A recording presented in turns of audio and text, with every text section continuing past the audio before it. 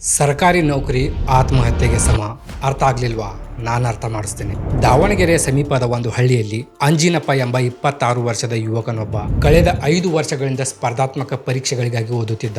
ಒಂದು ಸರ್ಕಾರಿ ನೌಕರಿ ಸಿಕ್ಕರೆ ತಂದೆ ತಾಯಿಗೆ ಚೆನ್ನಾಗಿ ನೋಡ್ಕೋಬಹುದು, ಬಡತನ ಪರಿಸ್ಥಿತಿ ದೂರ ಆಗುತ್ತೆ ಅಂತ ಈ ಯುವಕನ ಕನಸು. ಸರ್ಕಾರಿ ನೌಕರಿಗಾಗಿ ಇವನು 5 ವರ್ಷಗಳವರೆಗೆ ಅನೇಕ ಕೋಚಿಂಗ್ ಸೆಂಟರ್ಗಳಿಗೆ ಹೋಗ್ತಾನೆ. ಸುಮಾರು ಪುಸ್ತಕಗಳನ್ನು, ನೋಟ್ಸ್ಗಳನ್ನು ಕಲೆಕ್ಟ್ ಮಾಡಿ ಓದ್ತಾನೆ. ದಿನಕ್ಕೆ 12ರಿಂದ 18 ಗಂಟೆಗಳವರೆಗೆ ಲೈಬ್ರರಿಗೆ ಹೋಗಿ ಓದ್ತಾನೆ. ಆದರೆ ಇವನಿಗೆ ಗೌರ್ಮೆಂಟ್ ಜಾಬ್ ಆಗುವುದಿಲ್ಲ. ಇದರಲ್ಲಿ ಇವನ ತಪ್ಪು ಇರಲಿಲ್ಲ. ಕೆಲವೊಮ್ಮೆ ಎಕ್ಸಾಮ್ ಲೇಟ್ ಆಗುತ್ತೆ, ಇನ್ನು ಕೆಲವೊಮ್ಮೆ ಎಕ್ಸಾಮ್ ಆದರೂ ರಿಸಲ್ಟ್ ಬರುವುದಿಲ್ಲ, ಇನ್ನು ರಿಸಲ್ಟ್ ಬಂದರೂ ಎಕ್ಸಾಮ್ನಲ್ಲಿ ಕರಪ್ಷನ್ ಆಗಿದೆ ಅಂತ ನ್ಯೂಸ್ ಬರುತ್ತೆ. ಸೊ ಎಷ್ಟೇ ಪ್ರಯತ್ನ ಪಟ್ಟರೂ ಈ ಯುವಕನಿಗೆ ಗೌರ್ಮೆಂಟ್ ಜಾಬ್ ಆಗೋದೇ ಇಲ್ಲ. ಇದನ್ನೆಲ್ಲ ನೋಡಿ ಆ ಯುವಕ ಮರಳಿ ತನ್ನ ಊರಿಗೆ ಬರ್ತಾನೆ. ಮನೆಗೆ ಬಂದ ನಂತರವೂ ಇವನು ಛಲ ಬಿಡದೆ ಮುಂದೆ ಅನೇಕ ದಿನಗಳವರೆಗೆ ಮನೆಯಲ್ಲೇ ಇದ್ದು ಕಾಂಪಿಟೇಟಿವ್ ಎಕ್ಸಾಮ್ಗೋಸ್ಕರ ತಯಾರಿ ನಡೆಸಿ ಅನೇಕ ಎಕ್ಸಾಮ್ಗಳನ್ನು ಬರಿತಾನೆ. ಆದರೆ ಅನ್ಫಾರ್ಚುನೇಟ್ಲಿ ಇವನ ಜಾಬ್ ಆಗುವುದಿಲ್ಲ. ಇದೆಲ್ಲ ಸಾಕಾಗಿ ಒಂದು ದಿನ ಆ ಯುವಕ ಈ ಜೀವನನೇ ಬೇಡಪ್ಪ ಅಂತ ಒಂದು ರಾತ್ರಿ ತನ್ನ ರೂಮ್ನಲ್ಲಿ ನೇಣಿಗೆ ಶರಣಾಗ್ತಾನೆ. ಹಲವಾರು ಯುವಕರು ಎಷ್ಟೋ ವರ್ಷದಿಂದ ಸ್ಪರ್ಧಾತ್ಮಕ ಪರೀಕ್ಷೆಗಳಿಗೆ ಓದ್ತಾ ಇದ್ದಾರೆ. ಆದರೆ ಬಹಳಷ್ಟು ಯುವಕರು ಆತ್ಮಹತ್ಯೆ ಮಾಡಿಕೊಂಡಿದ್ದಾರೆ. ಇನ್ನೊಂದು ಸ್ಟೋರಿ ನೋಡಿ. ಚಿತ್ರದುರ್ಗದ 26 ವರ್ಷದ ಚೇತನ್ ಎಂಬ ಯುವಕ ಡಿಪ್ಲೊಮಾ ಕಂಪ್ಲೀಟ್ ಮಾಡಿ 7-8 ಬಾರಿ ಸರ್ಕಾರಿ ನೌಕರಿಗೋಸ್ಕರ ಎಕ್ಸಾಮ್ ಬರಿತಾನೆ. ಆದರೆ ಇವನಿಗೂ ಗೌರ್ಮೆಂಟ್ ಜಾಬ್ ಆಗುವುದಿಲ್ಲ. ಒಂದು ದಿನ ಬೆಳಿಗ್ಗೆ 6 ಗಂಟೆಗೆ ವಾಕಿಂಗ್ ಹೋಗಿ ಬರುತ್ತೇನೆ ಅಂತ ಮನೆಯಲ್ಲಿ ಹೇಳಿ ಹೋದ ಚೇತನ್ ಮರಳಿ ಬರಲೇ ಇಲ್ಲ. ಇದರ 3 ದಿನಗಳ ನಂತರ ಚೇತನ್ನ ಡೆಡ್ ಬಾಡಿ ಒಂದು ಬಾವಿಯಲ್ಲಿ ಸಿಗುತ್ತೆ. ಇದು ಕೇವಲ ಅಂಜಿನಪ್ಪ ಮತ್ತು ಚೇತನರ ಕತೆ ಅಲ್ಲ, ಇದು ನಮ್ಮ ಕರ್ನಾಟಕದ ಲಕ್ಷಾಂತರ ಯುವಕರ ಕತೆ. ನಮ್ಮ ಭಾರತದಲ್ಲೇ ನೋಡಿ, ಕಳೆದ 5 ವರ್ಷಗಳಲ್ಲಿ ಗೌರ್ಮೆಂಟ್ ಜಾಬ್ ಆಗಿಲ್ಲ ಅಂತ 60,000 ಜನರು ಸುಸೈಡ್ ಮಾಡಿಕೊಂಡಿದ್ದಾರೆ. ಇನ್ನು ನಮ್ಮ ಕರ್ನಾಟಕದಲ್ಲೇ ನೋಡಿ, ಪ್ರತಿ ವರ್ಷ ಹಲವಾರು ಅಭ್ಯರ್ಥಿಗಳು ಗೌರ್ಮೆಂಟ್ ಜಾಬ್ಗೋಸ್ಕರ ಸುಸೈಡ್ ಮಾಡ್ಕೊಳ್ತಿರ್ತಾರೆ. ಈ ಕಾಂಪಿಟೇಟಿವ್ ಎಕ್ಸಾಮ್ಗೋಸ್ಕರ ಓದುವ ಯುವಕರು ತಮ್ಮ ಊರು ಮನೆ ಬಿಟ್ಟು ಧಾರವಾಡ, ವಿಜಯಪುರ, ಬೆಂಗಳೂರುಗಳಂಥ ನಗರಗಳಿಗೆ ಹೋಗಿ ವರ್ಷಾನುಗಟ್ಟಲೆ ಅಲ್ಲೇ ಒಂದು ಚಿಕ್ಕ ರೂಮ್ನಲ್ಲಿ 4-5 ಜನ ಸೇರಿಕೊಂಡು ಕಾಂಪಿಟೇಟಿವ್ ಎಕ್ಸಾಮ್ಗೋಸ್ಕರ ತಯಾರಿ ಮಾಡ್ತಿರ್ತಾರೆ. ಆದರೆ exam cancel, result delay, corruption ಇವೆಲ್ಲ ಸೇರಿ ಈ ಯುವಕರ ಜೀವನನೇ ಹಾಳು ಮಾಡಿಡ್ತವೆ. ಹಾಗಾದರೆ ಇದಕ್ಕೆಲ್ಲ ಪರಿಹಾರನೇ ಇಲ್ವಾ?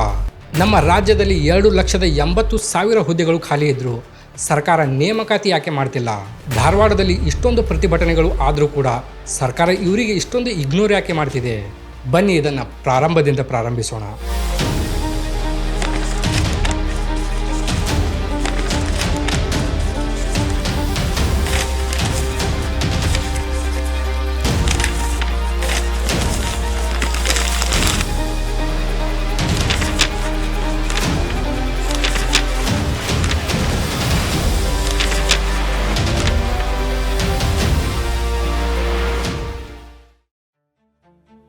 ನೋಡಿ, 1947ರಲ್ಲಿ ಭಾರತಕ್ಕೆ ಸ್ವಾತಂತ್ರ್ಯ ಸಿಕ್ತು. ಬ್ರಿಟಿಷರು ಭಾರತ ಬಿಟ್ಟು ತಮ್ಮ ದೇಶಗಳಿಗೆ ಮರಳಿ ಹೋದರು.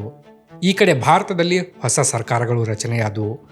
ಬ್ರಿಟಿಷರೇನೋ ಭಾರತ ಬಿಟ್ಟು ಹೋದರು, ಆದರೆ ಅವರು ರಚಿಸಿದ ಕಾನೂನುಗಳು, ಆಡಳಿತ ವ್ಯವಸ್ಥೆ, ನ್ಯಾಯಾಂಗ ವ್ಯವಸ್ಥೆ ಭಾರತದಲ್ಲೇ ಉಳಿದುಕೊಳ್ತವೆ. ಬ್ರಿಟಿಷರು ಈ ವ್ಯವಸ್ಥೆಯನ್ನು ಭಾರತೀಯರ ರಕ್ಷಣೆಗಂತ ರಚಿಸಿರಲಿಲ್ಲ, ಬದಲಾಗಿ ಭಾರತೀಯರಿಗೆ ತಮ್ಮ ಕಂಟ್ರೋಲ್ನಲ್ಲಿ ಇಟ್ಕೊಳ್ಬೇಕು ಅಂತ ರಚಿಸಿದ್ರು. ಈ ವಿಷಯವನ್ನು ಆಗಿನ ಗೃಹ ಮಂತ್ರಿ ಸರ್ದಾರ್ ವಲ್ಲಭಾಯ್ ಪಟೇಲರು ಚೆನ್ನಾಗಿ ಅರ್ಥ ಮಾಡ್ಕೊಂಡಿದ್ರು. ಆದರೆ ಮುಂದೆ ಹೀಗೆ ಆಗಬಾರ್ದು, ಎಲ್ಲರಿಗೂ ಸಮಾನ ನ್ಯಾಯ ಸಿಗಬೇಕು ಅಂತ ಭಾರತದಲ್ಲಿ ಪಬ್ಲಿಕ್ ಸರ್ವಿಸ್ ಕಮಿಷನ್ ರಚನೆ ಮಾಡಲಾಗುತ್ತೆ. ಮತ್ತು ಇದಕ್ಕೆ ಸಂವಿಧಾನದ ಆರ್ಟಿಕಲ್ 315ರಿಂದ 323ರ ಅಡಿಯಲ್ಲಿ ರಕ್ಷಣೆ ಕೊಡಲಾಗುತ್ತೆ. ಮತ್ತು ಯಾವುದೇ ರಾಜಕೀಯ ವ್ಯಕ್ತಿಯ ಕೈವಾಡ ಇದರಲ್ಲಿ ಇರಬಾರ್ದು ಅಂತ ಕಾನೂನು ರಚಿಸಲಾಗುತ್ತೆ. ಇದರ ಹಿಂದಿನ ಉದ್ದೇಶ ಏನಿತ್ತು ಅಂದರೆ, ಯಾವುದೇ ನೇಮಕಾತಿಗಳಲ್ಲಿ ರಾಜಕೀಯ ವ್ಯಕ್ತಿಗಳ ಕೈವಾಡ ಇರಬಾರ್ದು. ಒಂದು ವೇಳೆ ರಾಜಕೀಯ ವ್ಯಕ್ತಿಗಳು ಇದರಲ್ಲಿ ಎಂಟರ್ ಆದರೆ ಯಾವ ಪಕ್ಷ ಅಧಿಕಾರದಲ್ಲಿರುತ್ತೋ ಅವರು ತಮಗೆ ಬೇಕಾದ ಜನರಿಗೆ ಆಯ್ಕೆ ಮಾಡ್ಕೊಳ್ತಾರೆ ಮತ್ತು ಕರಪ್ಷನ್ ಹೆಚ್ಚಾಗುತ್ತೆ. ಆದ್ದರಿಂದ ನೇಮಕಾತಿ ಆಯೋಗದ ಮೇಲೆ ಯಾವುದೇ ರೀತಿಯ ರಾಜಕೀಯ ಒತ್ತಡ ಇರಬಾರ್ದು ಅಂತ ಇದರ ಹಿಂದಿನ ಉದ್ದೇಶ ಇತ್ತು. ಇದೇ ರೀತಿ ನಮ್ಮ ಸಂವಿಧಾನದ ಆರ್ಟಿಕಲ್ 315ರಿಂದ 323ರಲ್ಲಿ ಪ್ರತಿ ರಾಜ್ಯಕ್ಕೆ ತನ್ನದೇ ಆದ ಒಂದು ನೇಮಕಾತಿ ಆಯೋಗವನ್ನು ರಚಿಸಲು ಅನುಮತಿ ಕೊಡಲಾಗುತ್ತೆ. ಇದರಿಂದಾಗಿ ಮಹಾರಾಷ್ಟ್ರದಲ್ಲಿ MPSC, ಆಂಧ್ರ ಪ್ರದೇಶದಲ್ಲಿ APPSC, ಗುಜರಾತ್ನಲ್ಲಿ GPSC ಮತ್ತು ನಮ್ಮ ಕರ್ನಾಟಕದಲ್ಲಿ KPSC ರಚನೆ ಮಾಡಲಾಗುತ್ತೆ. ಇದರ ನಂತರ ಮುಂದೆ ಹಲವಾರು ವರ್ಷಗಳವರೆಗೆ ನಮ್ಮ ಕರ್ನಾಟಕದಲ್ಲಿ KPSC ಅನೇಕ ನೇಮಕಾತಿಗಳನ್ನು ಮಾಡ್ತಿತ್ತು. ಮತ್ತು ಕೆಪಿಎಸ್ಸಿಯ ಮೇಲೆ ಜನರಿಗೆ ತುಂಬಾನೇ ನಂಬಿಕೆ ಕೂಡ ಇತ್ತು. ಪ್ರಾರಂಭದ ದಿನಗಳಲ್ಲಿ ಕೆಪಿಎಸ್ಸಿಯಲ್ಲಿ ಯಾವುದೇ ಅಕ್ರಮ ಕಂಡು ಬರಲಿಲ್ಲ. ಒಂದು ಚಿಕ್ಕ ಹಳ್ಳಿಯಿಂದ ಬಂದ ಬಡ ಯುವಕ ಕೂಡ ಕಷ್ಟಪಟ್ಟು ಓದಿದ್ರೆ ಕೆಪಿಎಸ್ಸಿಯಲ್ಲಿ ಜಾಬ್ ಆಗುತ್ತೆ ಅಂತ ಭರವಸೆ ಇತ್ತು. ಆದರೆ 1990ರ ಸಮಯದಲ್ಲಿ ಒಂದು ಟರ್ನಿಂಗ್ ಪಾಯಿಂಟ್ ಬಂತು. ಜಾಬ್ಗಳು 1,000 ಅಥವಾ 2,000 ಇದ್ವು. ಆದರೆ ಅದಕ್ಕೆ ಅಪ್ಲಿಕೇಶನ್ ಲಕ್ಷಾಂತರ ಜನರು ಹಾಕ್ತಿದ್ರು. ಇದರಿಂದಾಗಿ ನಿಧಾನವಾಗಿ ಕರಪ್ಷನ್ ಸ್ಟಾರ್ಟ್ ಆಯಿತು. ಇದು ಆ ಸಮಯದಲ್ಲಿ ಜನರಿಗೆ ಗೊತ್ತಾಗ್ಲಿಲ್ಲ. ಆದರೆ 1998ರ ಸಮಯದಲ್ಲಿ ಎಚ್.ಎನ್. ಕೃಷ್ಣ ಅವರು ಚೇರ್ಮನ್ ಆಗಿದ್ದಾಗ ಈ ಕರಪ್ಷನ್ ಬಗ್ಗೆ ಜನರಿಗೆ ತಿಳಿಯಲು ಪ್ರಾರಂಭವಾಯಿತು. ಈ ಸಮಯದಲ್ಲಿ ಇಂಟರ್ವ್ಯೂನಲ್ಲಿ ಕರಪ್ಷನ್, ಪೇಪರ್ಸ್ಗಳಲ್ಲಿ ಮಾರ್ಕ್ಸ್ ಹೆಚ್ಚಿಗೆ ಮಾಡಿದ ಆರೋಪಗಳು ಹೊರಗೆ ಬರ್ತವೆ. 1998, 99 ಹಾಗೂ 2004ರಲ್ಲಿ ನಡೆದ KPSC ನೇಮಕಾತಿಯಲ್ಲಿ ಅಕ್ರಮ ನಡೆದಿರೋ ಅದರ ಮೇಲೆ ಕೃಷ್ಣ ವಿರುದ್ಧ ಕೇಸ್ ದಾಖಲಾಗಿತ್ತು. ಇದೀಗ ಕೃಷ್ಣ ನ್ಯಾಯಾಂಗ ಬಂಧನದಲ್ಲಿದ್ದಾರೆ. ಇಲ್ಲಿಂದಲೇ ನೋಡಿ, ಕಷ್ಟಪಟ್ಟು ಓದಿದ ಅಭ್ಯರ್ಥಿಗಳನ್ನು ಬಿಟ್ಟು ದುಡ್ಡು ಮತ್ತು ಇನ್ಫ್ಲೂಯೆನ್ಸ್ ಇದ್ದ ಅಭ್ಯರ್ಥಿಗಳನ್ನು ಆಯ್ಕೆ ಮಾಡುವ ಟ್ರೆಂಡ್ ಸ್ಟಾರ್ಟ್ ಆಯಿತು. ಎಚ್.ಎನ್. ಕೃಷ್ಣ ಅವರ ಈ ಕೇಸ್ ಫುಲ್ಲಿ ಟರ್ನಿಂಗ್ ಪಾಯಿಂಟ್ ಇತ್ತು. ಕೆಪಿಎಸ್ಸಿ ಜನರ ನಂಬಿಕೆ ಕಳೆದುಕೊಂಡಿತ್ತು. ಇದೇ ಮೊದಲ ಬಾರಿಗೆ ಜನರಿಗೆ ಗೊತ್ತಾಗಿತ್ತು ಕೆಪಿಎಸ್ಸಿಯ ದೊಡ್ಡ ದೊಡ್ಡ ಅಧಿಕಾರಿಗಳೇ ಭ್ರಷ್ಟರಿದ್ದಾರೆ ಅಂತ. ಮುಂದೆ ಈ ತನಿಖೆ CIDಗೂ ಕೂಡ ಕೊಡಲಾಗುತ್ತೆ. ಆದರೆ CIDಯ ತನಿಖೆ ಎಷ್ಟೊಂದು ಸ್ಲೋ ಇತ್ತು ಅಂದರೆ ವರ್ಷಗಳೇ ಕಳೆದು ಹೋದು, ಆದರೆ ಇನ್ವೆಸ್ಟಿಗೇಷನ್ ಕಂಪ್ಲೀಟ್ ಆಗಲೇ ಇಲ್ಲ. ಮುಂದೆ ಈ ಕೇಸ್ ಹೈಕೋರ್ಟ್ಗೆ ಹೋದಾಗ ಹೈಕೋರ್ಟ್ನ ಜಡ್ಜ್ CID ಅಧಿಕಾರಿಗಳಿಗೆ ಛೀಮಾರಿ ಹಾಕ್ತಾರೆ. ಯಾಕಂದರೆ CID ಆಫೀಸರ್ಸ್ಗಳು ಕೂಡ ಸ್ಲೋ ಇನ್ವೆಸ್ಟಿಗೇಷನ್ ಮಾಡಿ ಈ ಕೇಸ್ ಮುಚ್ಚಿ ಹಾಕುವ ಪ್ರಯತ್ನ ಮಾಡ್ತಿದ್ರು. ಕೋರ್ಟ್ ಓಪನ್ ಆಗಿ ಹೇಳುತ್ತೆ, ಬ್ಯೂರೋಕ್ರಾಟ್ಸ್ ಮತ್ತು ಪಾಲಿಟಿಷಿಯನ್ಗಳು ಒಬ್ಬರಿಗೊಬ್ಬರು ಕಾಪಾಡುವ ಕೆಲಸ ಮಾಡ್ತಿದ್ದಾರೆ ಅಂತ. ಅಂದ್ರೆ ಪ್ರೊಟೆಕ್ಷನ್ ಲೇಯರ್ ಆಗಿ ಕೆಲಸ ಮಾಡ್ತಿದ್ದಾರೆ ಅಂತ.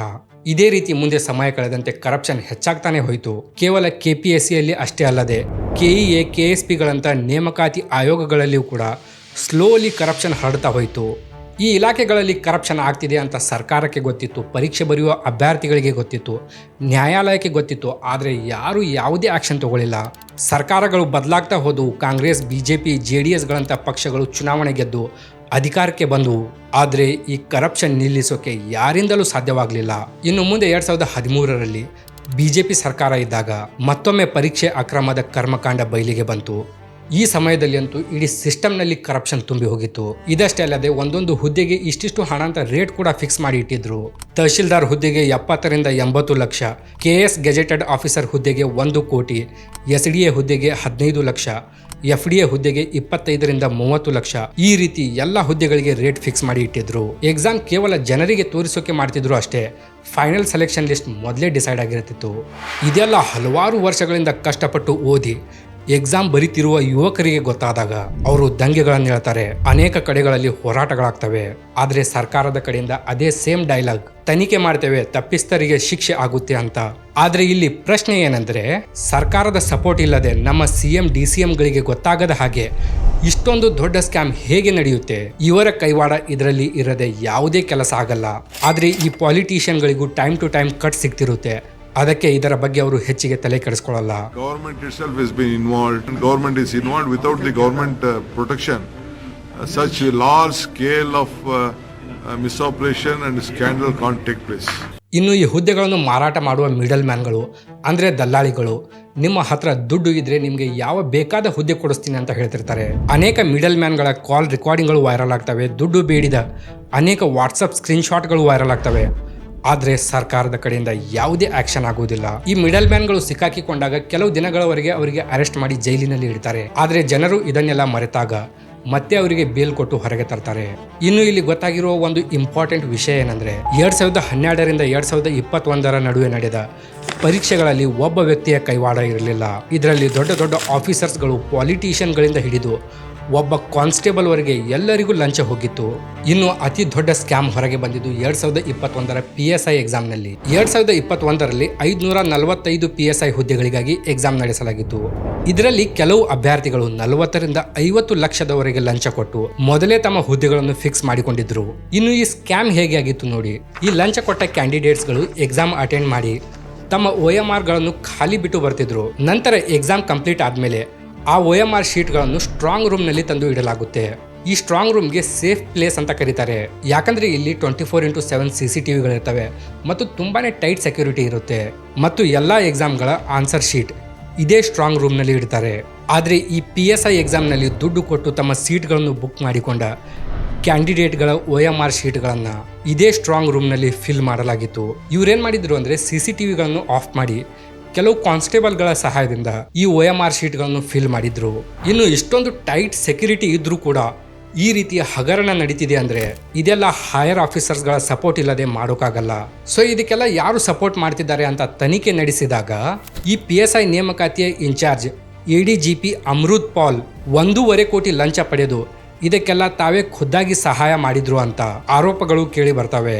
ಅಂದ್ರೆ ಇಲ್ಲಿ ಎಕ್ಸಾಮ್ ನಲ್ಲಿ ಯಾವುದೇ ಫ್ರಾಡ್ ಆಗಬಾರ್ದು ಅಂತ ನೋಡಿಕೊಳ್ಳೋಕೆ ನೇಮಿಸಿದ ಅಧಿಕಾರಿಯೇ ಫ್ರಾಡ್ ಮಾಡಿದ್ರು ಅಂತ ಆರೋಪ ಕೇಳಿ ಬಂತು. ನೋಡಿ, ಸ್ಟ್ರಾಂಗ್ ರೂಮ್ ಸೇಫ್ ಇಲ್ಲದಿದ್ದಾಗ ರಕ್ಷಣೆಗೆ ಅಂತ ನೇಮಿಸಿದ ಅಧಿಕಾರಿಗಳೇ ಲಂಚ ತಗೊಳ್ತಿರುವಾಗ ಯಾವುದೇ ಎಕ್ಸಾಮ್ ನ್ಯಾಯಯುತವಾಗಿ ನಡೆಯಲು ಸಾಧ್ಯವೇ ಇಲ್ಲ. ಇನ್ನು ಇದರ ಹೊರತಾಗಿ ಕಲಬುರಗಿಯ ಜ್ಞಾನ ಜ್ಯೋತಿ ಸ್ಕೂಲ್ನಲ್ಲಿ ಎಕ್ಸಾಮ್ ಇದ್ದಾಗ ಅಲ್ಲಿಯೂ ಅನೇಕ ಅಭ್ಯರ್ಥಿಗಳು ಬ್ಲೂಟೂತ್ ಯೂಸ್ ಮಾಡುವಾಗ ಸಿಕ್ಕಿಬಿದ್ರು. ಈ ಕೇಸ್ನ ಇನ್ವೆಸ್ಟಿಗೇಷನ್ ಮಾಡಿದಾಗ ಈ ಸ್ಕೂಲ್ ಅಲ್ಲಿಯ ಒಬ್ಬ ಲೋಕಲ್ ಪಾಲಿಟಿಷಿಯನ್ನ ಸಂಬಂಧಿಕರದು ಅಂತ ಗೊತ್ತಾಯಿತು. ಈ ಪಾಲಿಟಿಷಿಯನ್ ಯಾರು ಅಂತ ಗೊತ್ತಾಗ್ಲಿಲ್ಲ. ಆದರೆ ಈ ಪಾಲಿಟಿಷಿಯನ್ ಮತ್ತು ರುದ್ರಗೌಡ ಪಾಟೀಲ್ ಎಂಬ ಒಬ್ಬ ಮಿಡಲ್ ಮ್ಯಾನ್ ಸೇರಿ ಪರೀಕ್ಷೆ ಬರೆಯುವ 40ರಿಂದ 50 ಅಭ್ಯರ್ಥಿಗಳಿಂದ 50 ಲಕ್ಷ ರೂಪಾಯಿ ಲಂಚ ತಗೊಂಡು ಅವರಿಗೆ ಪರೀಕ್ಷೆಯಲ್ಲಿ ಬ್ಲೂಟೂತ್ ಯೂಸ್ ಮಾಡಲು ಸಹಾಯ ಮಾಡಿದ್ರು ಅಂತ ಗೊತ್ತಾಯಿತು. ಇನ್ನು ಈ Rudragowda Patil SDA, FDA, PSI, PC ಅನೇಕ ಹುದ್ದೆಗಳನ್ನು ದುಡ್ಡು ತಗೊಂಡು ಡೀಲ್ ಮಾಡ್ತಿದ್ದ ಅನ್ನೋದು ಕೂಡ ಗೊತ್ತಾಯಿತು. ಆದರೆ ಇನ್ವೆಸ್ಟಿಗೇಷನ್ ನಂತರ ಕೇವಲ ರುದ್ರಗೌಡ ಪಾಟೀಲ್ ಮಾತ್ರ ಅರೆಸ್ಟ್ ಆದ. ಅವನ ಹಿಂದೆ ಇದ್ದ ಹೈ ಪ್ರೊಫೈಲ್ಗಳ ಹೆಸರುಗಳನ್ನು ಹೊರಗೆ ಬರೋಕೆ ಬಿಡಲಿಲ್ಲ. ಈಗ ಎಕ್ಸಾಮ್ ಬರೆಯುವ ಅಭ್ಯರ್ಥಿಗಳ ಕಷ್ಟ ನೋಡಿ. ಪಾಲಿಟಿಷಿಯನ್ಗಳು, ಅಧಿಕಾರಿಗಳು ಈ ಸ್ಕ್ಯಾಮ್ ಮಾಡಿ ಹೊರಗೆ ಉಳ್ಕೊಳ್ತಾರೆ. ಯಾಕಂದ್ರೆ ಪಾಲಿಟಿಷಿಯನ್ಗಳಿಗೆ ಅಧಿಕಾರಿಗಳು ಸೇವ್ ಮಾಡ್ತಾರೆ, ಅಧಿಕಾರಿಗಳಿಗೆ ಪಾಲಿಟಿಷಿಯನ್ಗಳು ಸೇವ್ ಮಾಡ್ತಾರೆ. ಆದ್ರೆ ವರ್ಷಾನುಗಟ್ಟಲೆ ಕಷ್ಟಪಟ್ಟು ಓದಿ ಎಕ್ಸಾಮ್ ಬರೆದ ಯುವಕನ ಜೀವನನೇ ಹಾಳಾಗುತ್ತೆ. ನೀವು ಧಾರವಾಡ, ವಿಜಯಪುರಗಳಲ್ಲಿ ಹೋಗಿ ನೋಡಿದ್ರೆ ನಿಮಗೆ ಗೊತ್ತಿರುತ್ತೆ. ಕಾಂಪಿಟೇಟಿವ್ ಎಕ್ಸಾಮ್ಗೆ ತಯಾರಿ ನಡೆಸುವ ಯುವಕರು ಇಡೀ ರಾತ್ರಿ ಲೈಬ್ರರಿಯಲ್ಲಿ ಕೂತು ಓದ್ತಿರ್ತಾರೆ. ನಿದ್ದೆ ಬಂದ್ರೆ ಅಲ್ಲೇ ಲೈಬ್ರರಿಯಲ್ಲೇ ಮಲ್ಕೊಳ್ತಾರೆ. ಇಂಥ ಕಠಿಣ ಪರಿಶ್ರಮದ ನಂತರವೂ ಇವರ ಜೊತೆ ಮೋಸ ಆಗುತ್ತೆ. ಇನ್ನು ಇವರಲ್ಲಿ ಹೆಚ್ಚಿನ ಜನರು ಬಡ ಕುಟುಂಬಗಳಿಂದ ಬಂದಿರ್ತಾರೆ. ಇವರ ತಂದೆ ತಾಯಿ ಕೂಲಿ ಕೆಲಸ ಮಾಡಿ ಅಥವಾ ಕೃಷಿ ಮಾಡಿ ಇವರಿಗೆ ಖರ್ಚಿಗೆ ದುಡ್ಡು ಹಾಕ್ತಿರ್ತಾರೆ. ಆದ್ರೆ ನಮ್ಮ ಸರ್ಕಾರ ಕರಪ್ಷನ್, ಎಕ್ಸಾಮ್ ಕ್ಯಾನ್ಸಲ್ ಮಾಡಿ ಈ ಯುವಕರ ಜೀವನನೇ ಹಾಳು ಮಾಡಿ ಇಡುತ್ತೆ. 23ರಿಂದ 24 ವರ್ಷದ ಒಬ್ಬ ಯುವಕ ಕಾಂಪಿಟೇಟಿವ್ ಎಕ್ಸಾಮ್ಗೆ ಪ್ರಿಪ್ರೇಷನ್ ಸ್ಟಾರ್ಟ್ ಮಾಡಿದ್ರೆ 30ರಿಂದ 32 ಏಜ್ವರೆಗೆ ಅವನು ಪ್ರಿಪ್ರೇಷನ್ ಮಾಡ್ತಾನೆ. ಅಂದರೆ 9ರಿಂದ 10 ವರ್ಷಗಳವರೆಗೆ ಅವನು ತನ್ನ ಜೀವನ ಇಲ್ಲಿ ಕಳೀತಾನೆ. ಆದರೆ ಕೊನೆಗೆ 90% ಯುವಕರಿಗೆ ಗೌರ್ಮೆಂಟ್ ಜಾಬ್ ಆಗುವುದಿಲ್ಲ. ಈ 90% ಯುವಕರು ತಮ್ಮ ಜೀವನದ ಇಂಪಾರ್ಟೆಂಟ್ ಮತ್ತು ಪ್ರೊಡಕ್ಟಿವ್ ಇಯರ್ಗಳನ್ನ ಇಲ್ಲೇ ಕಳೀತಾರೆ. ಇನ್ನು ಇವರ ಹತ್ತಿರ ಬೇರೆ ಯಾವುದು ಸ್ಕಿಲ್ ಕೂಡ ಇರುವುದಿಲ್ಲ. ಯಾಕಂದರೆ ಕಾಲೇಜ್ ಮುಗಿದ ನಂತರ ಇವರು ಇದೇ ಗೌರ್ಮೆಂಟ್ ಜಾಬ್ನ ಪ್ರಿಪ್ರೇಷನ್ ಸ್ಟಾರ್ಟ್ ಮಾಡಿರ್ತಾರೆ. ಕೊನೆಗೆ ಗೌರ್ಮೆಂಟ್ ಜಾಬು ಆಗುವುದಿಲ್ಲ. ಸ್ಕಿಲ್ ಇಲ್ಲ ಅಂತ ಹೊರಗಿನ ಪ್ರೈವೇಟ್ ಕಂಪನಿಗಳು ಕೂಡ ಇವರಿಗೆ ಜಾಬ್ ಕೊಡುವುದಿಲ್ಲ. ಒಂದು ವೇಳೆ ಕೊಟ್ಟರೂ ಕೂಡ ಅತಿ ಕಡಿಮೆ ಸಂಬಳದಲ್ಲಿ ಕೆಲಸ ಮಾಡಿಸ್ತಾರೆ. ಇನ್ನು ಏಜ್ ಲಿಮಿಟ್ ಬಗ್ಗೆ ನೋಡಿ. ಇದು ಸರ್ಕಾರ ಆಸ್ಪಿರೆಂಟ್ಸ್ಗಳ ಜೊತೆ ಮಾಡ್ತಿರುವ ಒಂದು ದೊಡ್ಡ ಮೋಸ ಅಂತಾನೆ ಹೇಳ್ಬೋದು. ಯಾವುದೇ ಕರಪ್ಷನ್ ಅಥವಾ ಫ್ರಾಡ್ ಆಗಿ ಎಕ್ಸಾಮ್ ಕ್ಯಾನ್ಸಲ್ ಆದರೆ ಮತ್ತೆ ಎಕ್ಸಾಮ್ ಮಾಡಿಸೋಕೆ ವರ್ಷಾನುಗಟ್ಟಲೆ ಟೈಮ್ ಬೇಕಾಗುತ್ತೆ. ಮುಂದಿನ ಎಕ್ಸಾಮ್ ಬರುವವರೆಗೆ ಅರ್ಧಕ್ಕಿಂತ ಹೆಚ್ಚಿನ ಯುವಕರ ಏಜ್ ಲಿಮಿಟ್ ಮುಗಿದು ಹೋಗಿರುತ್ತೆ. ಇದರಲ್ಲಿ ಈ ಯುವಕರದು ಯಾವುದೇ ತಪ್ಪು ಇರುವುದಿಲ್ಲ. ಆದರೆ ಕೆಲವು ಭ್ರಷ್ಟ ರಾಜಕಾರಣಿಗಳು ಮತ್ತು ಕೆಲವು ಭ್ರಷ್ಟ ಅಧಿಕಾರಿಗಳು ದುಡ್ಡಿಗೋಸ್ಕರ, ಲಂಚಗೋಸ್ಕರ ಇವರ ಜೀವನನೇ ಹಾಳು ಮಾಡಿಡ್ತಾರೆ. ಧಾರವಾಡ, ಬೆಂಗಳೂರುಗಳಲ್ಲಿ ಏಜ್ ಕ್ರೈಟೇರಿಯಾ ಹೆಚ್ಚಿಗೆ ಮಾಡಲು ಅನೇಕ ಪ್ರೊಟೆಸ್ಟ್ಗಳನ್ನು ಕೂಡ ಮಾಡಲಾಗಿತ್ತು. ಇನ್ನು ಈ ಕಾಂಪಿಟೇಟಿವ್ ಎಕ್ಸಾಮ್ಗಳಿಗೋಸ್ಕರ ಓದೋಕ್ಕೆ ಬರುವ ಹೆಚ್ಚಿನ ಯುವಕರು ಬಡ ಕುಟುಂಬಗಳಿಂದ ಬಂದಿರ್ತಾರೆ. ಒಬ್ಬ ಯುವಕ ತನ್ನ ಊರು ಬಿಟ್ಟು ಧಾರವಾಡ, ಬೆಂಗಳೂರಿನಂಥ ನಗರಗಳಿಗೆ ಹೋಗಿ ಓದಬೇಕಾದ್ರೆ ಪ್ರತಿ ತಿಂಗಳು room rent, mess bill, books, notes, coaching ಅಂತ 15ರಿಂದ 20 ಸಾವಿರ ರೂಪಾಯಿ ಈಸಿಲಿ ಖರ್ಚಾಗುತ್ತೆ. ಇವರ ಮನೆಯ ಪರಿಸ್ಥಿತಿ ಹೇಗಿರುತ್ತೆ ಅಂದರೆ, ಇವರ ತಂದೆ ತಾಯಿ ಕಷ್ಟಪಟ್ಟು ದುಡಿದರೂ ತಿಂಗಳಿಗೆ 20 ಸಾವಿರ ರೂಪಾಯಿ ಅರ್ನ್ ಮಾಡೋಕ್ಕಾಗಲ್ಲ. ಆದರೂ ಕೂಡ ಸಾಲ ಸೂಲ ಮಾಡಿ ತಮ್ಮ ಮಕ್ಕಳು ಓದಿ ಒಳ್ಳೆಯ ಜಾಬ್ಗೆ ಸೇರಲಿ ಅಂತ ಇವರ ಕನಸಿರುತ್ತೆ. ಆದರೆ exam cancel, corruption, exam fraud ಆದಾಗ ತಂದೆ ತಾಯಿಯ ಹಣ, ಅಭ್ಯರ್ಥಿಗಳ ಸಮಯ ಎರಡೂ ಹಾಳಾಗುತ್ತೆ. ಇದೆಲ್ಲ ನೋಡೋಕ್ಕಾಗದೇನೆ ಅನೇಕ ಯುವಕರು ಸುಸೈಡ್ ಮಾಡ್ಕೊಳ್ತಾರೆ. NCRBಯ ಈ ಡಾಟಾ ನೋಡಿ. ಕಳೆದ 5 ವರ್ಷಗಳಲ್ಲಿ ನಮ್ಮ ಭಾರತದಲ್ಲಿ 62,886 ಅಭ್ಯರ್ಥಿಗಳು ಸುಸೈಡ್ ಮಾಡಿಕೊಂಡಿದ್ದಾರೆ. ನೋಡಿ, ರಾಜಕೀಯದಲ್ಲಿ ಯಾವುದೇ ಪಕ್ಷ ಇರಲಿ, ಅವರು ವಿರೋಧ ಪಕ್ಷದಲ್ಲಿದ್ದಾಗ ಆಡಳಿತದಲ್ಲಿರುವ ಪಕ್ಷದ ಮೇಲೆ ಆರೋಪ ಮಾಡ್ತಾರೆ, ಇವರು ಲಂಚ ತಗೊಂಡು ಹುದ್ದೆಗಳನ್ನು ಮಾರಾಟ ಮಾಡಿದ್ದಾರೆ ಅಂತ. ಆದರೆ ಅದೇ ಪಕ್ಷ ಚುನಾವಣೆಗಳನ್ನು ಗೆದ್ದು ಆಡಳಿತಕ್ಕೆ ಬಂದರೆ ಆ ಪಕ್ಷ ಕೂಡ ಅದೇ ಮಾಡುತ್ತೆ. ಒಂದು ಎಕ್ಸಾಂಪಲ್ ಕೊಟ್ಟು ತಿಳಿಸ್ತೀನಿ. ಇತ್ತೀಚೆಗೆ ಧಾರವಾಡದಲ್ಲಿ ಗೌರ್ಮೆಂಟ್ ಜಾಬ್ ಕಾಲ್ಫಾರ್ಮ್ ಮಾಡಿ ಅಂತ ಪ್ರೊಟೆಸ್ಟ್ ಮಾಡ್ತಿದ್ದಾಗ ಅನೇಕ ಬಿಜೆಪಿ ನಾಯಕರು ಇವರಿಗೆ ಬಂದು ಸಪೋರ್ಟ್ ಮಾಡಿದ್ರು. ಆದರೆ ಕೆಲವು ವರ್ಷಗಳ ಹಿಂದೆ ನಮ್ಮ ರಾಜ್ಯದಲ್ಲಿ ಬಿಜೆಪಿ ಸರ್ಕಾರ ಇದ್ದಾಗ ಅವರು 40% ಕಮಿಷನ್ ಇಟ್ಕೊಂಡು ಹುದ್ದೆಗಳನ್ನು ಮಾರಾಟ ಮಾಡಿದ್ದಾರೆ ಅಂತ ಅವರ ಮೇಲೆ ಆರೋಪ ಇತ್ತು.